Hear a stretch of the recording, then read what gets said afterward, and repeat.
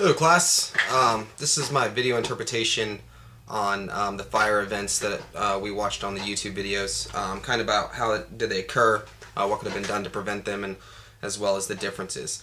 The first video that we saw, it was a training simulation that they started in a residential building years prior. I don't even know if they had the right compliancy in effect for live fire training.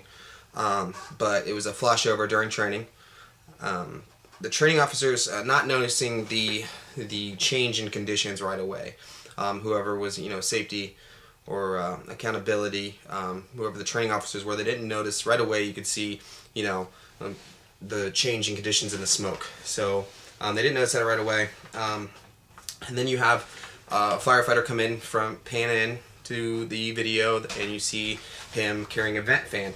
And as you see him, the van, I don't know if the fan was, tried to be started off scene or what, but he pointed it straight at the door, and as, heavy fire conditions, he went ahead and vented the building. I don't know if it was with instruction or not, but he vented the building, which occurred flashover. I wouldn't necessarily say that just alone caused flashover. Heavy smoke conditions, heavy fire conditions. It was getting ready to flash to begin with. You could see the pressurized smoke coming out of the building, dampened down real low to the ground, smaller occupancy.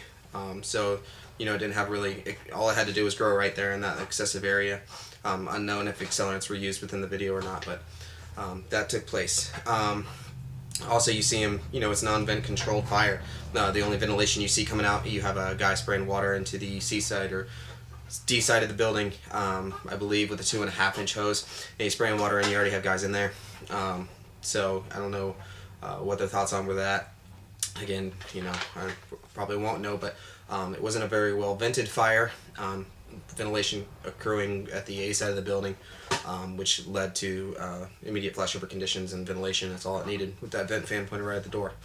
The second video we watched, you see pressurized smoke coming out the access door to the right there where they're trying to make entry. This occurred, it was another flashover condition. And it looked like the fire may have started in the basement, because most of those residential, or not residential, but commercial structures like that you see, they have that offset door to the right there, and those usually lead down to the basement. So it was unknown, if the fire started or originated in the basement, and then self-vented itself through the bottom, and then accrued up to the top of the structure there through the wood there on the bottom floor of the first floor. It took them a while to make access. Again, it was tightly exposed. They needed immediate exposures, and the building was unable to ventilate itself again, which caused those conditions. Again, you can see the pressurized smoke. Truck 7, they reported Truck 4 on the radio, or Truck 3, but as I watched the video, it appeared to be Truck 7 caught on fire there, and they were working on it mechanically. Again, it might have just been error for the YouTube video or error over dispatch, but it appeared that Truck 7 had a malfunction of some sort. So that's another catastrophe in itself. You just lost your aerial. This fire that you need to go defensive already. So they already called in another truck and had them on the way. Sorry, I have these papers in order.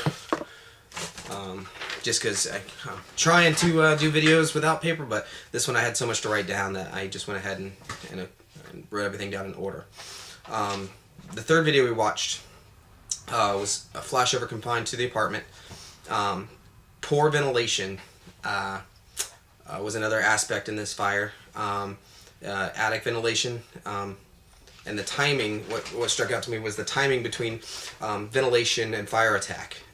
You want them to be coordinated right at the same time, and you could tell it was a little offset. They went ahead and vented it, and then fire attack. It wasn't just like a quick movement. Okay, fire attack group is ready for you to vent. No, it was back to a little bit of delay in between fire attack and ventilation.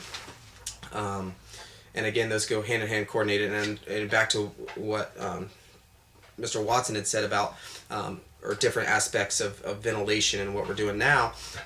And the videos that we learned in training, you want to see not so much vent, enter, search, or go by that.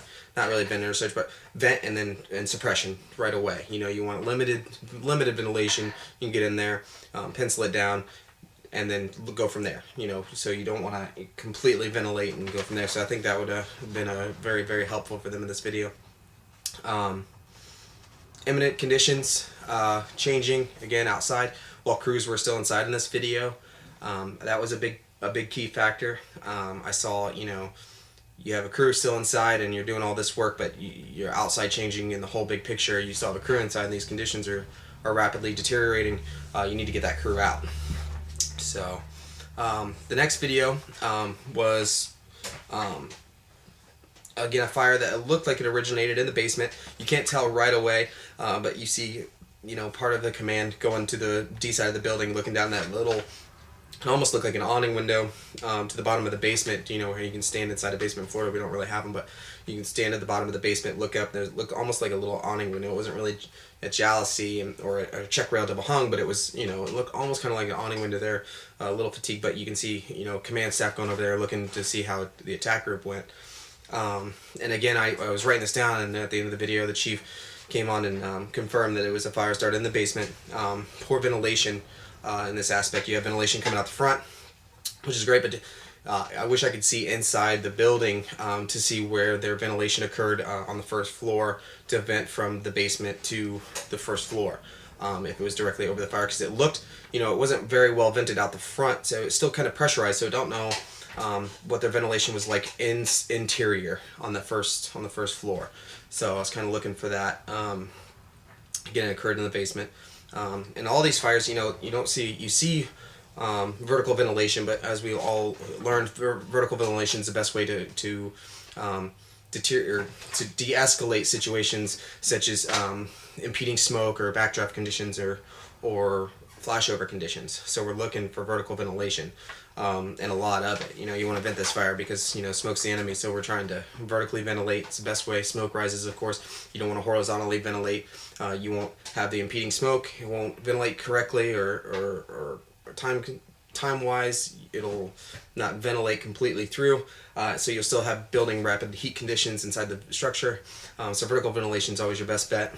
The next video we saw was backdraft before the fire department occurred. Okay, this video, you see bystanders standing by, and I don't know if they went to the C side of the structure or what caused the backdraft condition. That inhalation of air, giving it right, high heat. I don't know if the conditions were just right and that's what happened, or a window broke just from the high heat and it caused that, but it was before the fire department arrived on scene. So it wasn't necessarily fire department initiated, it wasn't a ventilation or something of that nature. I don't know if it self-vented itself through the C side of the building, but you don't really get a chance to see it, you just see it there with bystanders standing by, and you see one bystander come flying out of the camera view from next to the house. You don't know if they actually tried to go in, doing as bystanders do.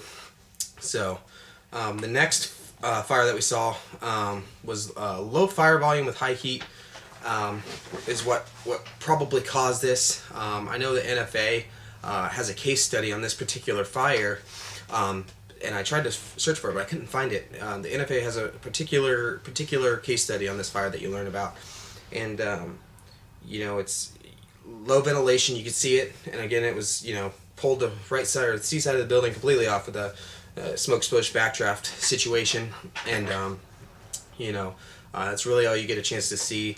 What caused this was probably, again, poor ventilation.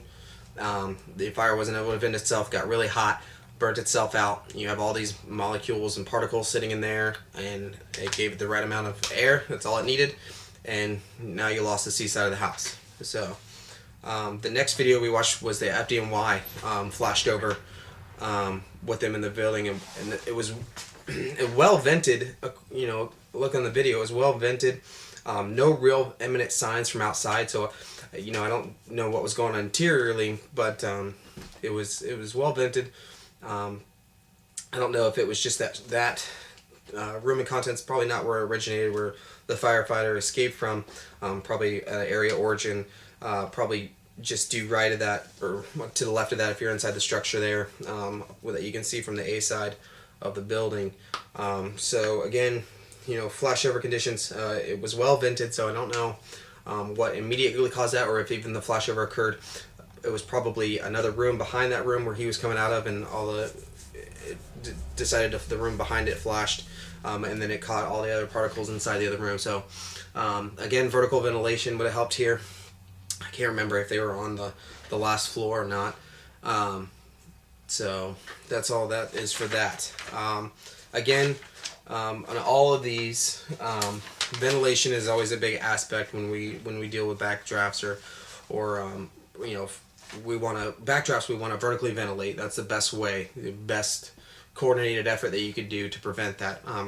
Flashovers, you want to immediately cool, not so much introduce ventilation as much as you're taught, but in a coordinated effort in small amounts. If you the new case studies, I like the new case study where I saw where they were. It was a fire attack skill for low engine company or manned engine companies, and what they would do was ventilate that check rail double hung window on the B side of the structure with the video we watched, and introduce a medium fog through the bottom of the window right below the plane there, and allowed the water molecules to reach the fire, expand, and then self-ventilate itself out through the same window. So that's a great coordinated effort, defensive, almost offensive attack on a fire with a low man engine crew that you can't go immediately and make access interiorly. So I thought that was great. Again, as we learned, flashovers, your best aspect is to go ahead and cool the fire, and wait and check and watch your conditions inside, with coordinated ventilation's attack from the outside. Backdraft situations, smoke explosions, things of that nature. Horizontal ventilation allows the heat and gases to rise and escape the building before you can make entry to that building, because if you introduce air with no ventilation, that's what occurred in some of the videos we've seen where you lose the seaside of a house. So that is my video interpretation of these fires. I hope to look forward to a good discussion. I'm looking forward to more experienced guys replying to my video, and hearing their stories. So thank you.